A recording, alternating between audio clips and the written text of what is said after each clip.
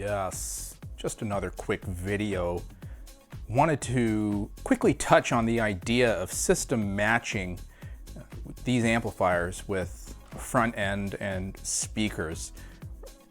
I think this is a pretty deep topic that I am not qualified to speak on from a measurement standpoint, but from a, audiophile enthusiast, audio enthusiast standpoint, someone that's messed around with a few amps over his lifetime of caring about music and, audio reproduction, I can speak to what I have heard using these two amps in monoblocks specifically.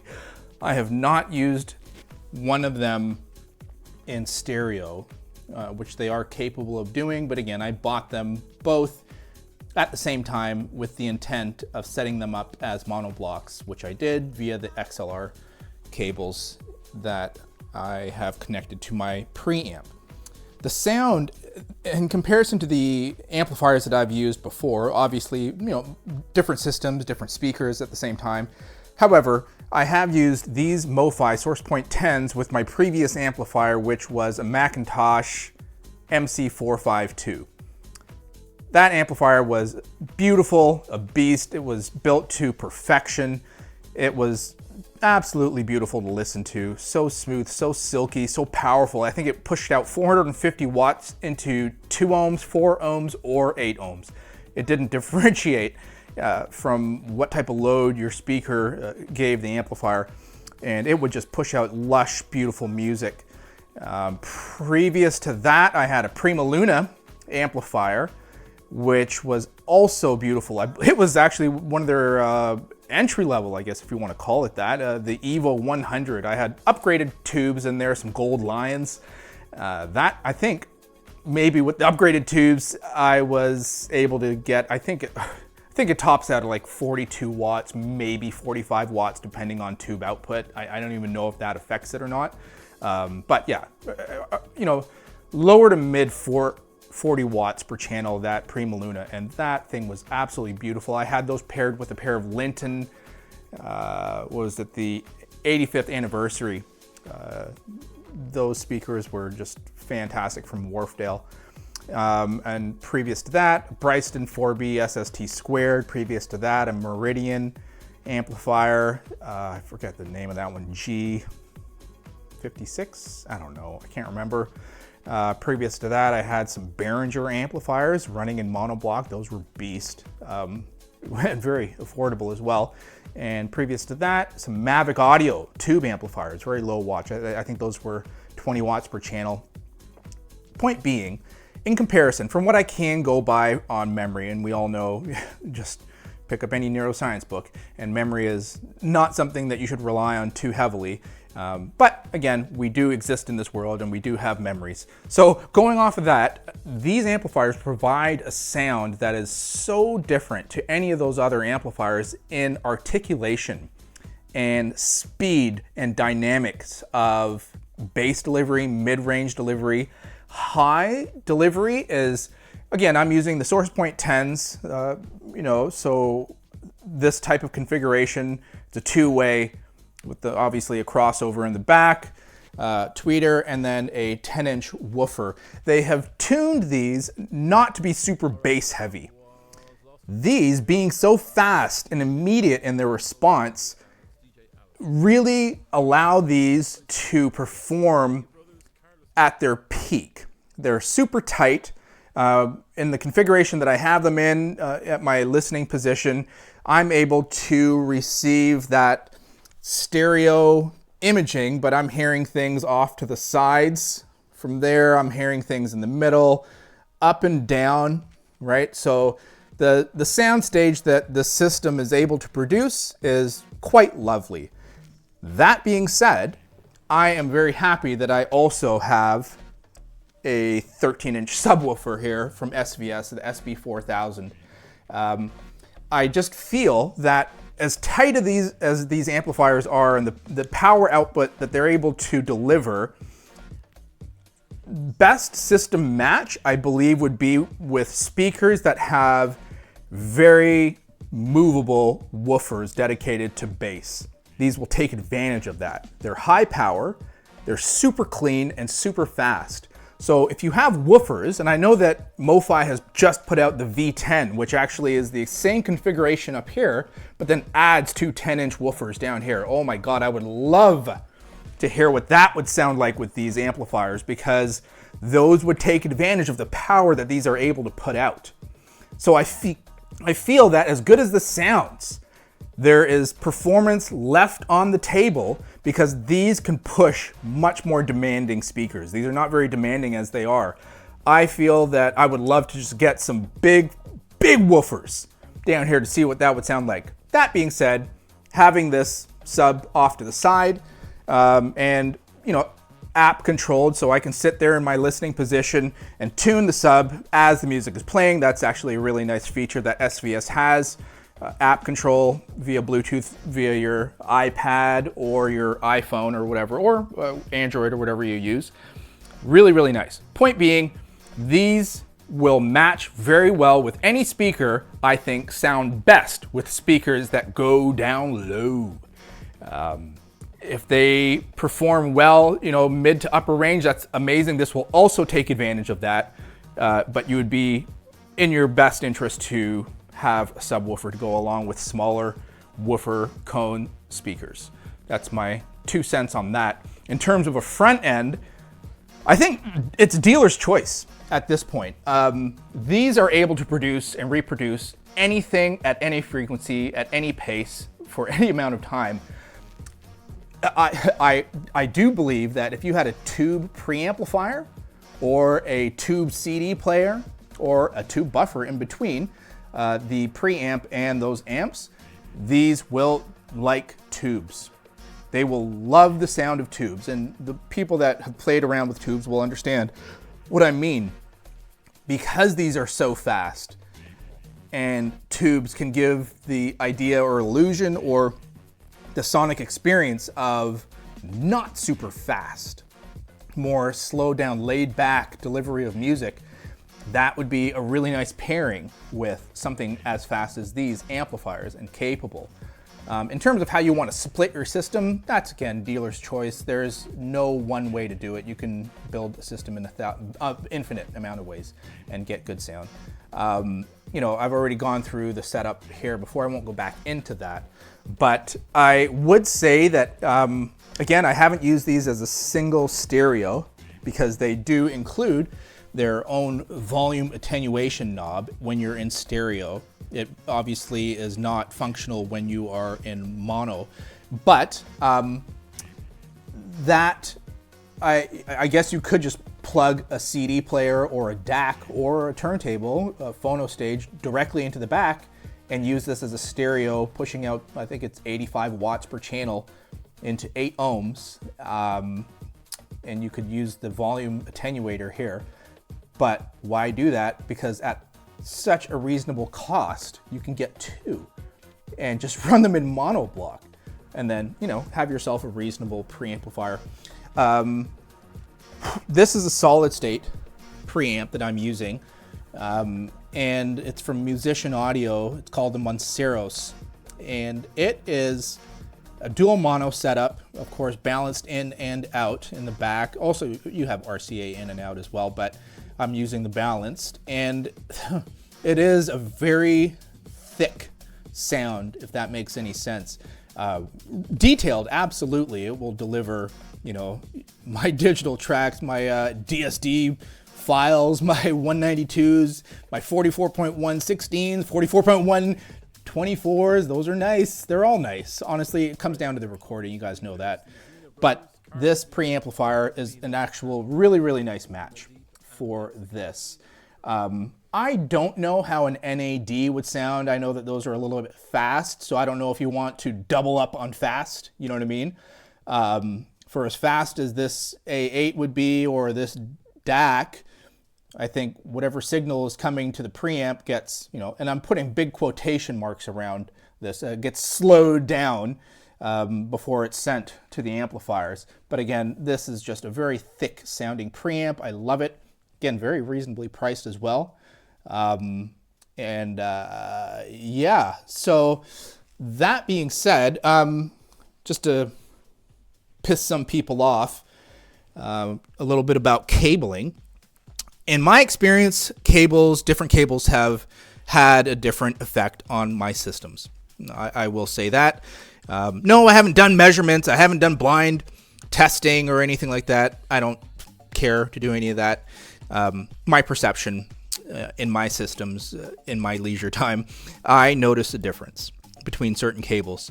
And a very big difference that came to my system is when I upgraded, started with one of these cables from iFi. These are the Super Quasar. So let me see if I can get a zoom in on this. Yeah, there we go. The Super Quasar. So yeah, it has some filtering system on the inside. That's cool. I don't know. I can't speak to, all the scientific processes that are happening, if any. Doesn't really matter, does it? Because what is value? Value is the thing that we're able to buy and feel good about buying and enjoy without any remorse, and feel that the money that we put into that is giving us a kickback, essentially, in terms of performance of the thing that we bought or how it looks, right? You can buy different priced photos or paintings for your wall in your house, and there's no way of measuring how much better one painting is than another. But it doesn't really need to be about that, right? If we like that painting, we buy it and we put it up on the walls, and we enjoy it every time we walk by it. Same thing with systems.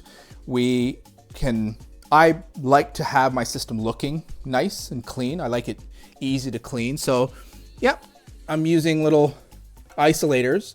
Does it affect the sonics? I don't know. Does it matter? No, because it looks dope. And also, super easy to clean underneath. I can put my microfiber cloth, wipe things down, keep it looking shiny and nice. It's no problem. Same thing with having these cable risers. Man, some people got upset last time posting. When I posted and they saw this. Dude, you know how easy it is to just put vacuum under here? Just clean things up, keep it looking nice. Isolation for sound? Well, I mean, perhaps. But that's just from a scientific standpoint, meaning we know that vibration can degrade sound.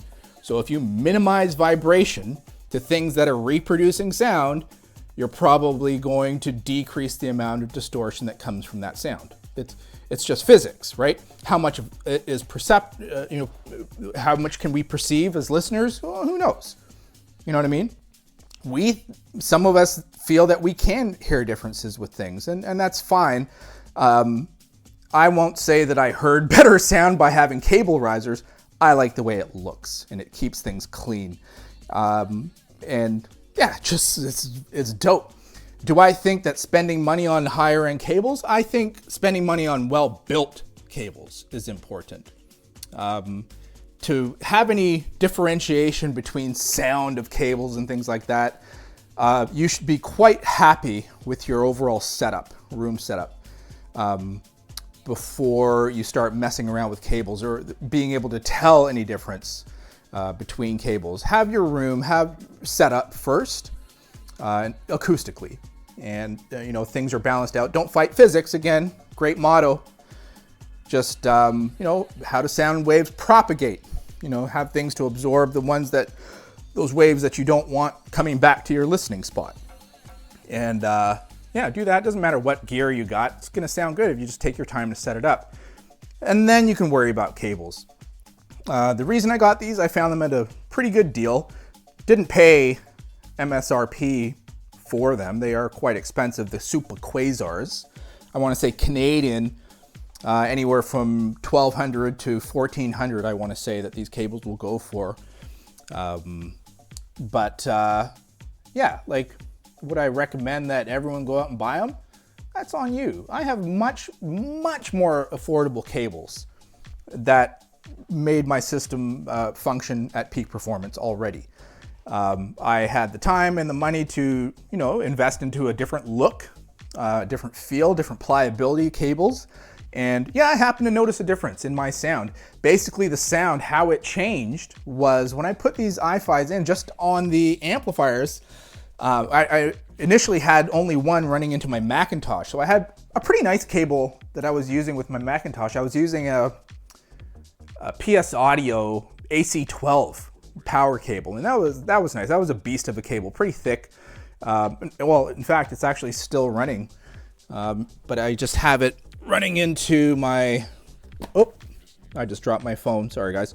I have it running into my filter from my front end and surge protector. So back there, you're not going to be able to see. There's not enough light back there, but yeah, AC12 running into the Macintosh, it sounded great. The biggest change that I heard when I plugged the iFi Super Quasar into the Macintosh was just increased clarity. I can't really say it any other way. Things just got a little bit more of everything that the amplifier is able to produce. Because again, a cable will never change the sound of an amplifier or a preamplifier or anything. A cable can only allow that device to work at its maximum capability or at its pinnacle. So, you know, I just feel that having this iFi into the back of the Macintosh allow the Macintosh to breathe even easier. How does that work? Who knows? Psychoacoustic effect? Maybe. Do I care? Nope. Because it looked amazing, it sounded amazing to me, and I felt that, you know, just for those things, I'm able to do that. I like it. I like how it looks. I like how it sounds. Boom.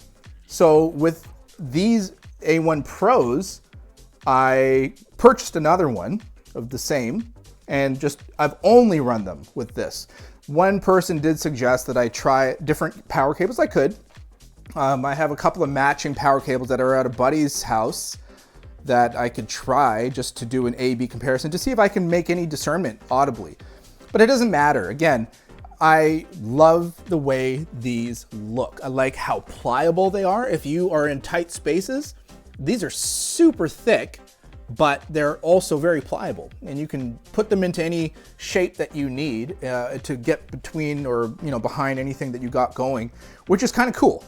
Yeah, you know, again, the price of a thing is so relative. It's not even really worth talking about other than just curiosity, right? Because again, there's literally, I want to say $50,000 power cables, right? So, you know, you don't need to do that. Just buy something that is well built, and your system will function better than something that is less built, or not as built as well. And it will allow your system to kind of function the way it's supposed to. And the more that you can take away from dirty power or vibration, really those are the two, or I guess electromagnetic interference, you know, the more you can subtract from that, the more those components will be able to function at their capacity. Is there a plateau of perfect sonic bliss? I don't think that there is. There's too many variables, too many different types of rooms, too many mindsets, too many states of being fed and hydrated, too many variables to say that there is one perfect sound. I do believe, though, that each one of us are able to achieve what we perceive, and, you know, other loved ones, friends, people that come down, perceive as perfect audio, right? Because perfect is a time in space and time, right? It's a specific point. You can have the perfect kiss, the perfect date, the perfect lighting for the perfect photo, the perfect lake, right? What does that mean, right? Have we all been to Lake Como? You know, at sunset on a Saturday evening before we're heading out for dinner? We don't know. Is it glass? It might be. We don't know. Point being, someone's been there. Many people have been there. They've experienced it, and to them, that's perfect. But there could be another perfect lake somewhere else. Our audio systems are so lovely, and you know, it allows us to just, you know, express ourselves sonically, even though other people have made the music and done the recordings. You know, You want to spend money on big amplifiers? Man, that's a beautiful thing. People like to collect Rolex and Audemars Piguet and, you know, Vacheron Constantin watches, right? That's a thing. Do I feel you need to spend $120,000 on a watch? Nope. Is it really nice to look at and hold? Absolutely. Would it be even nicer to own? The amount of work that it took to go into being able to afford a watch like that, and not even for anyone else to gawk at, just for you to know that you did it for yourself. All right, that's a certain amount of enjoyment, right? Comes the same flavor with sound systems, you know what I mean? And those who know. Taking your time to build and to curate your system, and just to be able to sit down, no stresses, or if you even got stress, this can take it away, you know? Anyways, guys, listen, I'm rambling. I do want to do another video. I know I said I wasn't going to do, but it doesn't matter. I can do whatever I want. It's my channel. So I might post. What I'm actually thinking of posting is I kind of wanted to go through some of my reference LPs that I use, which are just beautiful music in general, but I use them to also, when I get new components, speakers, amps, preamps, whatever, cables, these are some of my reference LPs that I'll use to put on, and I wouldn't mind going through some of those, just talking about them quickly. I'm not a music historian by any stretch, but I do know these albums pretty well, and actually this is a relatively new one given to me by a colleague of mine. Or wait a minute, maybe my other buddy gave me that one. He'll have to correct me. Yeah, anyways, that could be another video. This is 21 minutes long. I don't know who's still listening or watching. If you are, that's cool, you're awesome. Wish you guys could come over and we could all just listen, you know, sip a beer, relax. But if we can't, I hope that you guys have a good rest of your day or night or whatever time you're listening to this at. I am going to try and edit this and post it. We'll see who watches, see who cares. If you guys enjoyed, good. Peace out.